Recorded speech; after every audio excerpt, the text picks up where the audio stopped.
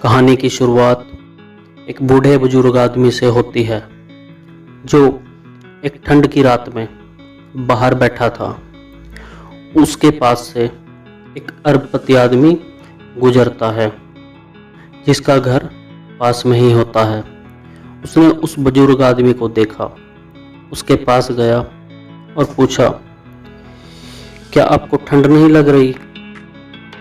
तो बुजुर्ग आदमी ने उत्तर दिया, मेरे पास रहने के लिए घर नहीं है और खाने के लिए कुछ भी नहीं है, लेकिन मुझे इन सब की आदत हो चुकी है, इसलिए मैं यहाँ पर बैठा हूँ और मुझे ठंड का आभास नहीं हो रहा। इस पर अरबपति आदमी सोचने लगा और उस बुजुर्ग आदमी को बोला, आप मेरी प्रतीक्षा कीजिए, मेरा घर यहीं पास में ही है, मैं आपके लिए कुछ गर्म कपड़े लाता हूँ और खाने के लिए कुछ लेकर के आता हूँ। तब वह बुजुर्ग आदमी बहुत खुश हुआ और बोला, साहब मैं आपकी प्रतीक्षा करूँगा। तब वह अरबपति आदमी उसके पास से चला जाता है। वह अपने घर में जाता है, घर जाकर अपने बीवी बच्चों से मिलता है और उसके दिमाग से उस बूढ़े बुजुर्ग आदमी का ख्याल निकल जाता है, वह उसको भूल जाता है। वह बुजुर्ग आदमी पूरी रात उस अरबपति की प्रतीक्षा करता है।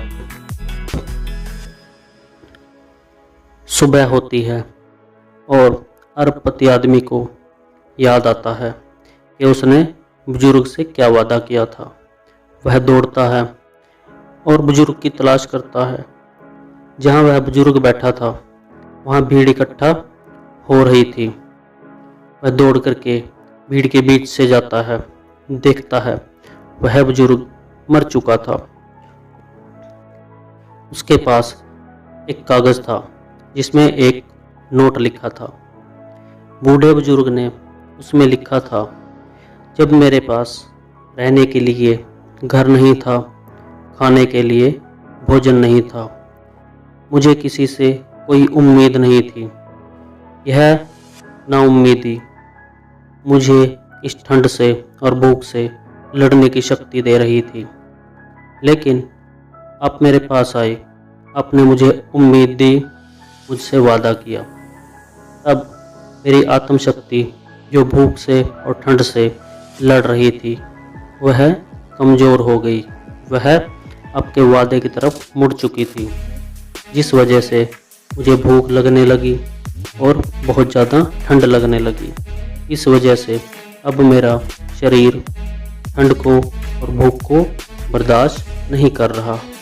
तो मेरी आपसे एक ही विनती है, अगर आप अपना वादा पूरा नहीं कर सकते तो कभी किसी से कोई वादा मत कीजिए। वह अरबपति आदमी रोने लगा और सोचने लगा, काश मैं इस बुजुर्ग आदमी की सहायता कर सकता। दोस्तों, कहानी से हमें क्या शिक्षा मिलती है? अगर हम अपना वादा पूरा नहीं कर सकते तो किसी से कोई वादा मत कीजिए, भले